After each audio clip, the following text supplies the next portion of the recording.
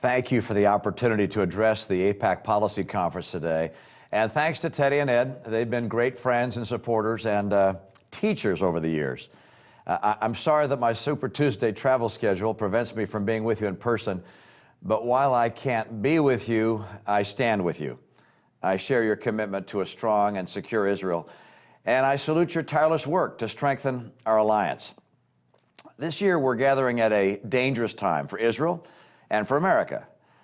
Not since the dark days of 1967 and 1973 has the Middle East faced peril as it does today. This is a critical moment.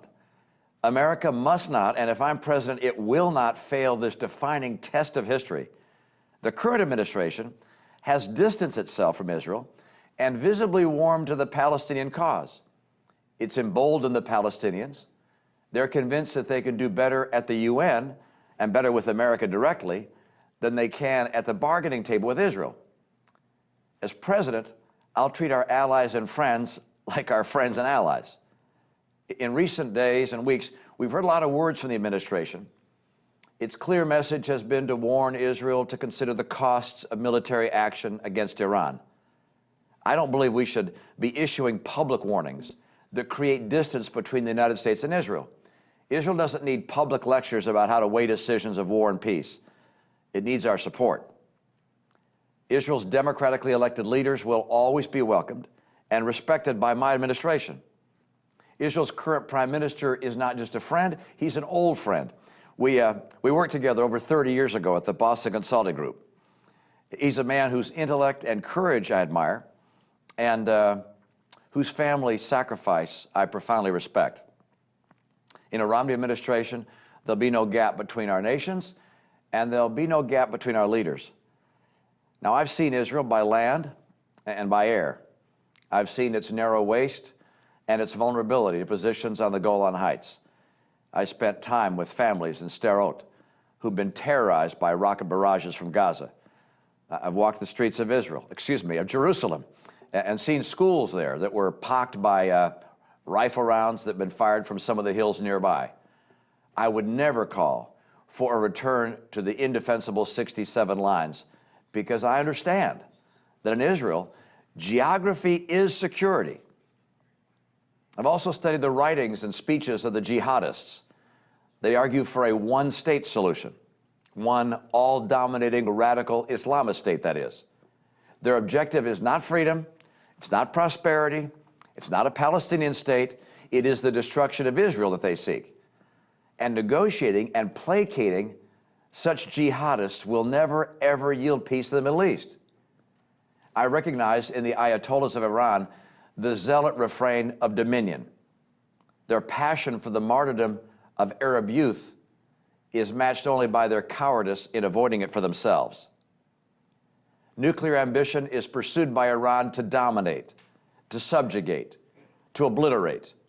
A nuclear Iran is not only a problem for Israel, it's a problem for America, and it's a problem for the world. Now, we may not know when Iran will secure sufficient fissile material to threaten the entire world, but the IAEA warns that that hour is fast approaching.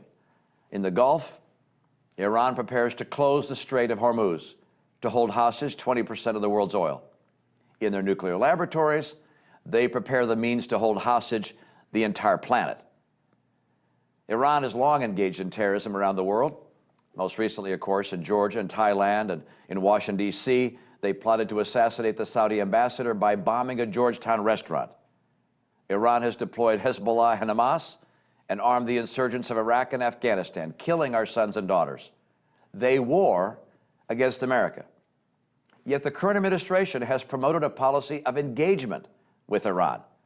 The president even offered to sit down with Ahmadinejad during his first year in office without preconditions. He was silent as Iranian dissidents took to the streets of Tehran, not wanting to disrupt the potential opportunity for dialogue with Iran's tyrants. The president not only dawdled in imposing sanctions, he's opposed them. Hope is not a foreign policy. The only thing respected by thugs and tyrants is our resolve, backed by our power and our readiness to use it. Of course, the administration's naive outreach to Iran gave the Ayatollahs exactly what they wanted most. It gave them time. Whatever sanctions they may now belatedly impose, Iran has already gained 3 invaluable years. As you know, there's some in the administration who argue that Iran's leaders are rational and that we can do business with them. The president speaks of common interests. Let me be very clear about this. We do not have common interests with a terrorist regime. Their interest is in the destruction of Israel and the domination of the Middle East. It's profoundly irrational to suggest that the Ayatollahs think the way we do or share our values. They do not. I will bring the current policy of procrastination toward Iran to an end. I will not delay imposing further crippling sanctions. I will not hesitate to fully implement the ones we already have.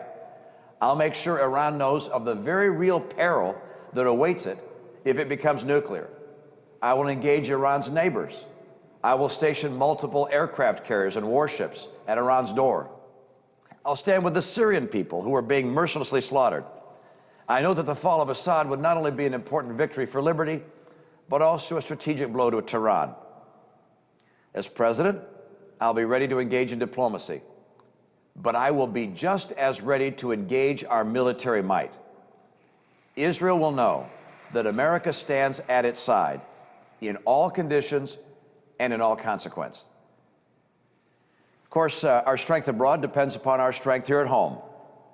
My economic plans will buttress our capacity to project power, and as president, I'll repair and strengthen our military. President Obama wants to shrink our Navy, shrink our Air Force, and shrink our contingent of fighting men and women. I'm going to expand every one of them. A military in retreat invites adventurism by the world's worst actors, just as we're seeing today. A strong and superior American military is the best ally peace has ever known. And I don't seek military superiority solely for the purpose of winning wars. I seek it to prevent wars. As president, peace will be my solemn goal. A peace not based on empty assurances, but on true security and defensible borders. This will require American strength and a demonstration of our resolve. That's why, as president, my first foreign trip will not be to Cairo or Riyadh or Ankara. It will be to Jerusalem. We will make clear to the world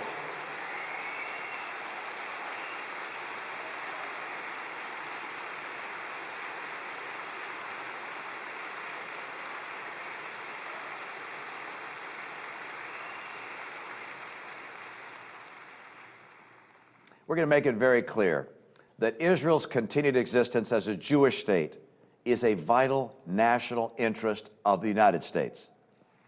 I believe the right course is what Ronald Reagan called peace through strength.